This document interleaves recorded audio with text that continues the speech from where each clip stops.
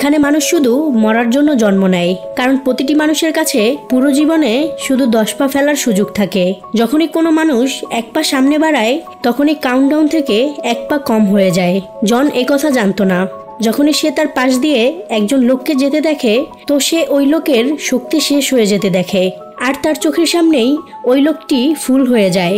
এটা দেখে জন কাউন্টডাউন সম্পর্কে জানতে পারে, আর তার ভিতরে অস্থিরতা বাড়তে থাকে। জন দেখে তার কাউন্টডাউনে শুধুমাত্র 8 পাই বাকি আছে। সে ধীরে ধীরে 1 পা সামনে বাড়ায়, আর তখনই 1 পা শেষ হয়ে যায়। জন ভয় পেয়ে মাটিতে বসে পড়ে, আর তখনই সে সূর্যকে দেখে যে ধীরে ধীরে ডুবে যাচ্ছিল। হঠাৎ করে সূর্য গায়েব হওয়ার পর সকল ফুলেরা তাকে ঘিরে ফেলে। তখন জন তার শেষ 7 পা হাঁটার সিদ্ধান্ত নেয়।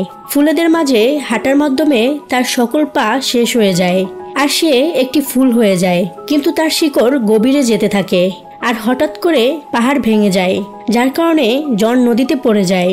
আর নদী তাকে ভাসিয়ে সূর্যের কাছে নিয়ে যায়, যার ফলে সূর্যের কাছে যাওয়ার তার স্বপ্ন পূরণ হয়ে যায়। আপনার কি কোনো স্বপ্ন আছে? যদি থাকে সেটা কি?